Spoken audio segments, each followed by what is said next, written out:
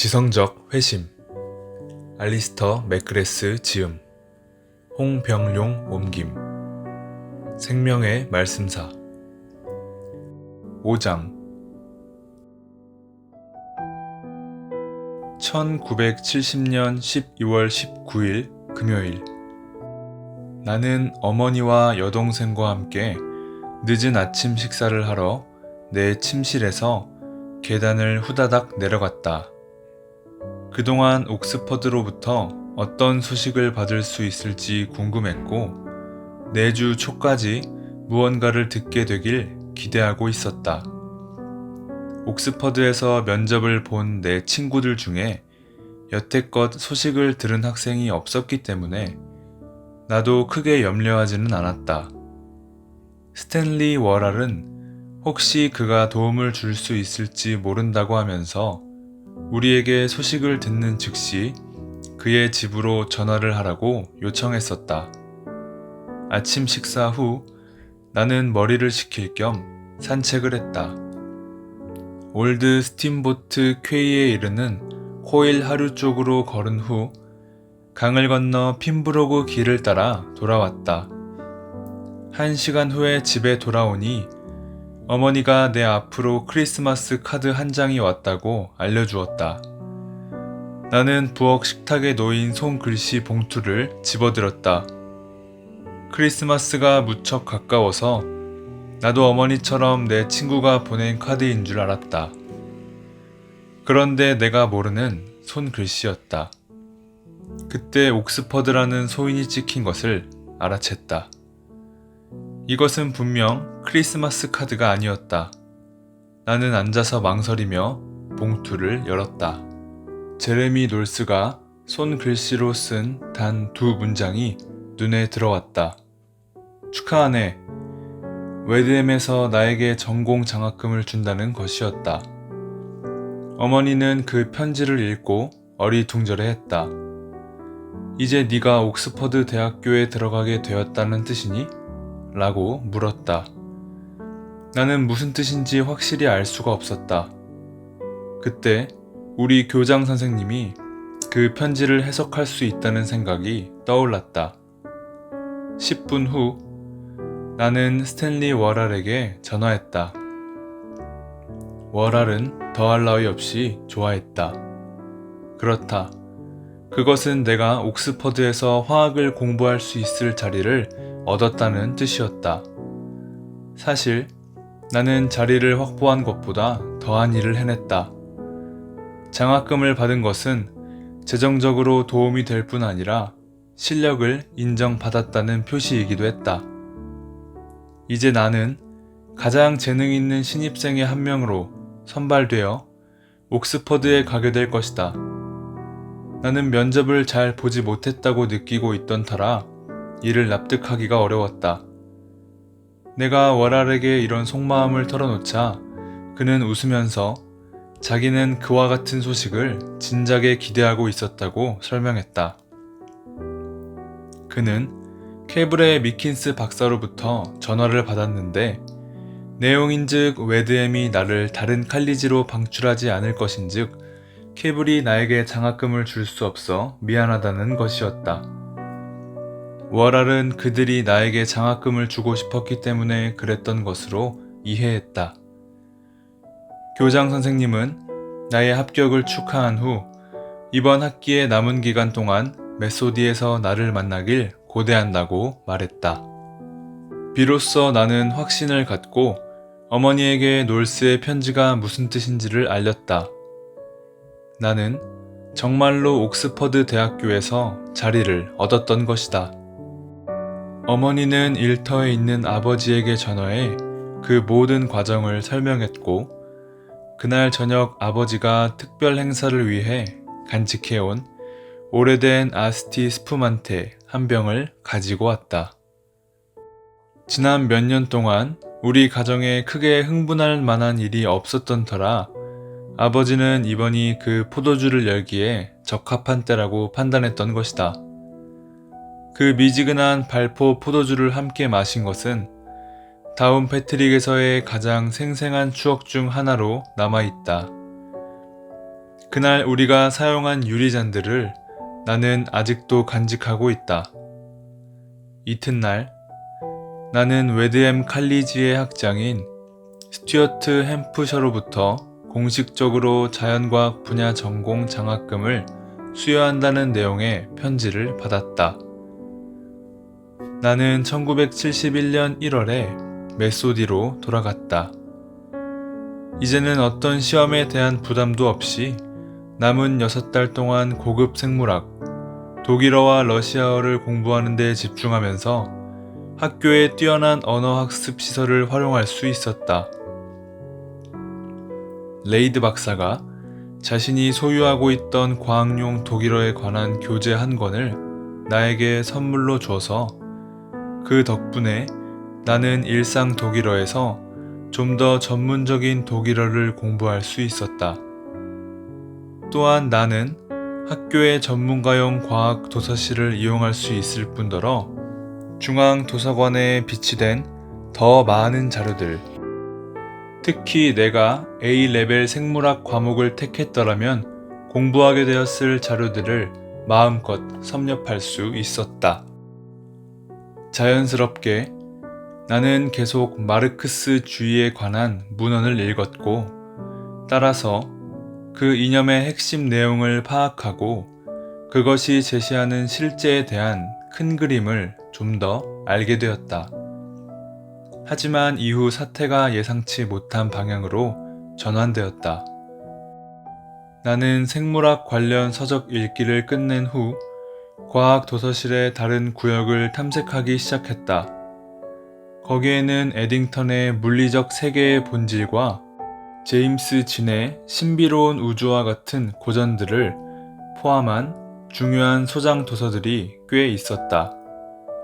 이런 책들을 훑어본 후 과학의 역사와 철학이란 딱지가 붙은 책장과 마주쳤다. 거기에 꽂힌 책들 위에 먼지가 쌓인 것을 보니 자주 이용되지 않은 것이 분명했다. 당시에 나는 과학의 역사와 철학을 기껏해야 자연과학의 위협을 받는다고 느낀 칼 포퍼와 같은 이들이 아무것도 모르면서 자연과학의 확실성과 단순성을 비판하는 분야에 불과하다고 생각했다. 이를 훗날 리처드 도킨스는 진리에 대한 야유로 일축했다. 나는 그런 관념은 설득력이 없으며 심지어 지지할 수 없는 것임을 발견하리라고 확신했지만 지적인 정직성을 위해서는 그 관념들을 탐구해야 할 것처럼 보였다. 아니, 진지한 경험 과학자라면 어떻게 모든 과학 이론들이 확실한 지식이기보다 추측된 지식이라는 칼 포퍼의 주장을 진지하게 여길 수 있겠는가? 나는 내가 조사할 필요가 있는 영역의 지도를 잘 그려주는 헐의 과학의 역사와 철학 입문서부터 읽기 시작했다. 이어서 아서 코스틀러의 기계 속의 유령을 읽었는데 이는 좀 더 도전적인 책으로 나의 과학적 실증주의의 모든 측면에 대해 의문을 제기했다.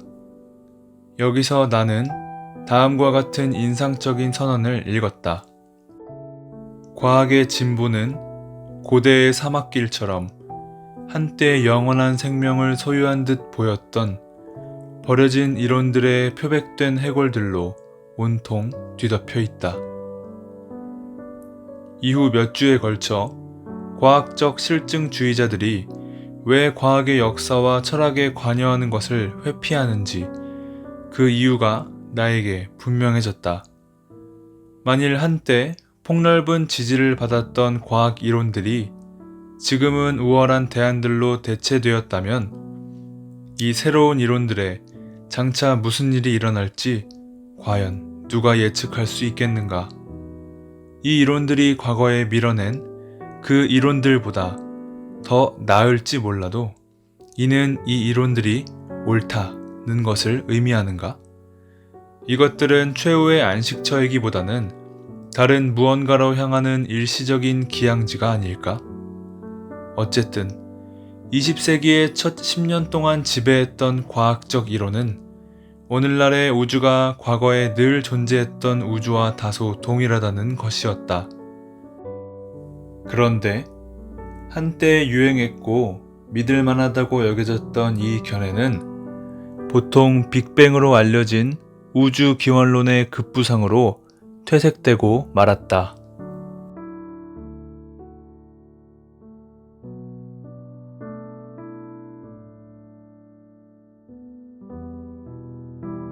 나는 칼 포퍼에게 시선을 돌려 그의 저술을 긍정적으로 면밀하게 읽었고, 특히 그의 에세이 반증으로서의 과학과 그의 책 과학적 발견의 논리가 인상적이었다. 만일 포퍼가 옳다면 모든 과학 지식이 잠정적이고 추측적이고 가설적이라는 거북한 실제를 받아들이는 법을 나는 배워야 했다. 우리는 우리의 과학 이론들의 결정적인 증거를 결코 제시할 수 없고, 기껏해야 그 이론들을 확증하거나 논박할 수 있을 뿐이다. 나는 지적인 눈을 뜨고 있었고, 내 눈에서 비늘이 벗겨지던 중이었다. 과학사학자들과 과학 철학자들은 과학적 진보가 일어나는 장소에 불필요한 장애물을 설치해온 무지한 회의주의자들이기는커녕 과학 지식의 신빙성과 한계에 관한 올바른 질문들을 제기했다. 그리고 그 질문들은 내가 그때까지 직면한 적이 없는 것들이었다. 나는 예수가 사도신경을 직접 쓰지 않았다는 사실을 벼랑간 발견한 순진한 크리스천, 혹은 지구가 평평하다고 주장하다가 우주에서 찍은 지구의 사진을 받아들이지 않을 수 없게 된 그런 사람과 비슷했다. 그것은 마치 나의 세계의 토대들이 조직적으로 해체되고 있는 듯한 경험이었다. 지극히 단순한 나의 과학관은 데이터에 의해 이론이 과소평가된 것, 과학 역사에서 일어난 급진적인 이론 변화, 그리고 결정적인 실험, 고안의 난점 등을 도무지 설명할 수 없었다. 요컨대 내가 그동안 근본적인 수정이 필요한 충격적일 만큼 순진한 과학관을 갖고 있었다는 사실을 깨달은 것이다. 특히 빅토리아 시대 철학자 윌리엄 휴얼의 주장, 즉 자연세계에 관여하는 일은 무엇이든 자연에 관한 기존 이론들의 영향을 받는다는 주장이 나를 심란하게 만들었다. 이론의 가면은 언제나 자연의 얼굴을 가리고 있다. 우리가 의식하든 하지 않든 간에 우리는 미리 품은 이론적 신념을 우리의 자연 해독에 가져오는 법이다. 따라서 사실과 이론을 구별하는 일은 문제의 소지가 많다고 휴얼은 생각했다. 반면에 나는 그 구별을 단도직입적이고 간단하다고 생각했었다. 한 관점에서는 사실로 보이는 것이 다른 관점에서는 이론이란 뜻이다. 나는 코스틀러의 기계 속의 유령을 이미 읽었기에 이번에는 그 자신이 마르크스주의의 환멸을 느끼고 그로부터 지적인 소외를 경험한 일을 묘사한 책, 보이지 않는 글쓰기를 읽었다. 한때 그는 마르크스의 이론들이 세계를 이해하게 해준다고 믿었다. 하지만 그 이념의 지나친 지적 야망은 어쩔 수 없이 현실을 그 이론에 맞추도록 강요하고 아울러 다른 세계관들을 억압하게 되었다. 코스틀러는 이 구체적인 큰 그림을 버린 만큼 이제는 세계를 그런 식으로 보는 방식, 곧 그럴듯한 명료성만 제공하는 그런 방식이 과연 존재하는지에 대해 회의적이 되었다. 그는 한때 우주를 하나의 열린 책으로 간주했지만 이제는 우리로 하여금 기껏해야 그 복잡한 모습에 작은 조각을 해독하게 해주는 보이지 않는 잉크로 기록된 텍스트로 보게 되었다. 코스틀러의 책이 나를 흔들어 놓기는 했지만 나는 그의 글을 즐겼기 때문에 계속 읽어가기로 결심했다. 그러다가 그의 소설 정오의 어둠을 발견했는데 이는 스탈린주의를 매우 비판적으로 묘사한 작품이었다. 이 소설은 그 무렵의 학생들 사이에 흔했던 노선, 즉 스탈린이 마르크스의 순수한 가르침을 왜곡했다는 노선을 취하고 있었던 만큼 이를 나는 마르크스주의에 대한 도전으로 보지 않았다. 그럼에도 불구하고 코스틀러는 무신론적 이데올로기가 적어도 그것이 대체하려고 하는 기독교만큼이나 독단적일 수 있는지 여부를 묻는 의문을 제기했다. 나에게 특히 매력적으로 다가왔던 그의 말은 바로 이것이다. 혁명 이론은 단순화되고 쉽게 이해될 수 있는 교리문답과 함께 독단적인 컬트로 꽁꽁 얼어버렸다. 나는 이것을 내가 예전에 마르크주의에 관해 토론한 적이 있는 퀸즈 대학교의 한 학생에게 언급했다. 그는 코스틀러의 정오의 어둠을 지적으로 모자라는 책으로 일축해버렸다. 그러나 칼 포퍼의 역사주의의 빈 곳만큼 우스운 책은 아니라고 말했다. 나는 이제 그런 수정주의자의 난센스를 피해야 했다. 나와 같은 자유사상가는 누구든 그런 말을 들으면 동일한 결론에 도달할 것이다. 그런데 내 친구는 왜 내가 칼 포퍼의 역사주의의 빈곤을 읽기를 원치 않았을까?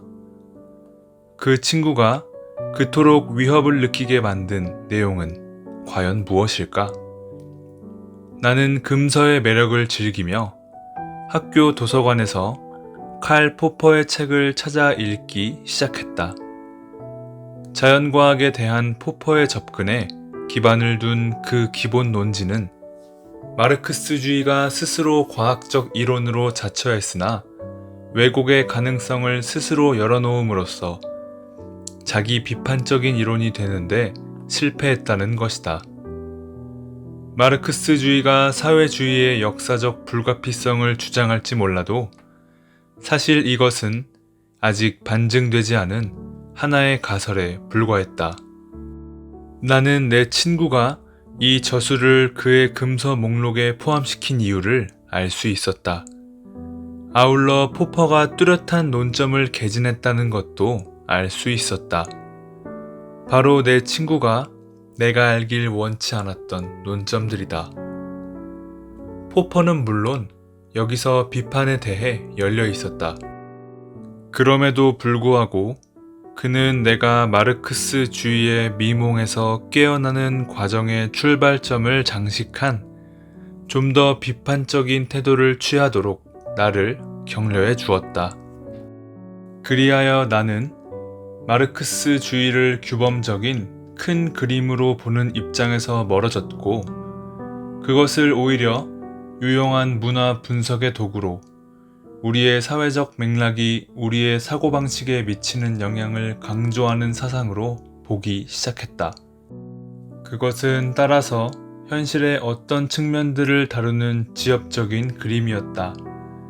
그런데 내 마음속에 혹시 내가 아직 발견하지 못한 대안적인 큰 그림이 있을지 모른다는 생각이 떠올랐다. 마르크스주의의 과도한 야망 같은 것은 없어도 나로 하여금 사물의 근본적인 통일성을 이해하고 표현하게 해주는 그런 그림이 있을까? 1971년 여름이 끝날 쯤 나는 옥스퍼드에 갈 준비를 하고 있는 동안 지적인 혼란에 빠져 있었다. 나는 신앙의 위기를 겪었고 결국은 자연과학에 대한 가식적인 확실성이 산산조각나는 경험을 했다. 나는 불확실성에 잘 대처하지 못하는 유형이었고 그래서 자연과학과 마르크스주의가 명료성과 확실성을 제공한다고 믿었기 때문에 양자의 매력을 느꼈던 것이다. 하지만 나는 이제 인생에서 정말로 중요한 사안들, 어쩌면 자연과학이나 인간의 논리가 제공할 수 있는 그런 증명 너머에 있을지 모르는 그런 사안들은 불확실하다는 점을 받아들여야 한다는 걸 이해하기 시작했다. 아마 나는 불확실성에 대한 혐오에 도전하고 이런 성향을 인생의 현실에 비추어 진정시켜야 할 것이라고 생각했다. 그렇다고 해서 내가 좋아하는 것은 무엇이든 믿을 것이란 뜻은 아니었다. 단지 정말로 중요한 진리가 아니라 얄팍한 진리만 증명될 수 있을 것임을 인정하게 된 셈이다. 지혜롭지 못하게도 나는 그동안 현실 세계가 실제로 허용하는 것보다 더 말끔하고 더 정확한 믿음과 이성과 증명에 관한 일련의 직관적인 가정들에 의존했던 것 같았다. 내가 품었던 이상적인 세계에서는 지식과 믿음 사이에 뚜렷한 구분이 있었지만 현실 세계는 짜증날 정도로 불분명하고 다양한 가능성을 제공하고 있었다. 확실하게 알 수 있는 것은 논리학과 수학에만 국한되는 듯 보였다. 이 두 분야는 일상생활의 논쟁과 의사결정에서 완전히 분리된 작고 추상적인 세계였다. 이런 심사숙고가 곧바로 나의 무신론을 의문시하게 만들거나 나를 종교적 믿음을 향해 움직이게 한 것은 아니다. 하지만 나로 하여금 잠시 멈추고 생각하게 만든 것은 사실이다. 나는 도대체 왜 무신론을 포용했던가? 그건 유행이었다. 무신론은 내가 싫어하는 사람들을 짜증나게 만들었다. 그것이 사물이 흘러가는 방식으로 보였다. 그리고 자율성을 원하는 내 욕구와 잘 들어맞았다. 내가 존재의 초월적 근거가 없기를 바란 것은 내가 좋아하는 일을 행할 수 있기 위해서였고, 거꾸로 보면 내가 선택하지 않은 더 크고 더 나은 선에 부합하게 행동할 의무를 짊어지고 싶지 않아서였다. 그런데 이것은 달갑잖게도 프로이트의 소원 성취의 개념과 무척 비슷하고, 이 경우에는 우리의 취향에 걸맞은 세계관을 우리가 창안하게 된다. 프로이트는 우리가 우리 자신을 위로하기 위해 하나님을 만들어낸다고 주장했다. 그러나 만일 내가 어떤 간섭도, 어떤 초월적 실체나 근거의 영향도 받지 않고 내 마음대로 행동할 수 있기 위해 무신론을 창안했다면 어떻게 될까? 그리고 내가 견지하는 무신론의 객관적인 증거는 무엇이었는가?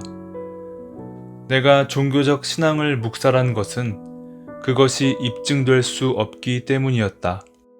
그러나 만일 종교가 실제에 관한 우리 지식의 예외가 아니라 오히려 그 전형으로 입증된다면 어떻게 될까? 중요한 것들이 증명될 수 없는데도 모든 윤리적, 사회적 또는 종교적 관념은 신앙으로 간주되었다. 사실 하나님이 존재하지 않는다는 생각조차 증명이 불가능하다. 그렇다면 나의 무신론은 사실상 내가 그 위에 서 있었지만 도무지 증명할 수 없는 하나의 신앙이었던가? 나는 어떤 외부의 권위가 아니라 나 나름의 세계관에 따라 살아가는 자유사상가임을 기뻐했다. 하지만 나의 자유사상이 곧바로 나를 혼돈과 불확실성의 세계로 이끌어가는 것처럼 보였다. 파스칼은 이성의 마지막 단계가 이성 너머에 많은 것들이 존재하고 있음을 증명하는 것이라고 말하지 않았던가?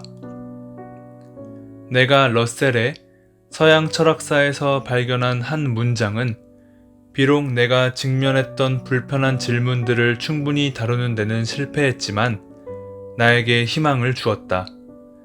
확실성은 없으나 망설임으로 마비되지 않으면서도 사는 법을 가르치는 것이 아마 우리 시대의 철학이 그것을 공부하는 이들에게 아직도 해줄 수 있는 주된 역할일 것이다. 러셀에 따르면 나는 인생의 심오한 질문들에 대한 명명백백한 해답을 찾는 나의 강박적인 추구에 이의를 제기할 필요가 있었다. 나는 스스로에게 마치 설교하듯이 불확실성을 혐오하는 나의 뿌리 깊은 속성에 도전을 가할 필요가 있다고 갈파했다. 그리고 어쩌면 옥스퍼드에 가서 나의 질문들에 대해 내가 여태껏 접했던 것보다 더 나은 대답을 찾을 수 있을지도 몰랐다. 사실은 그렇게 되었다.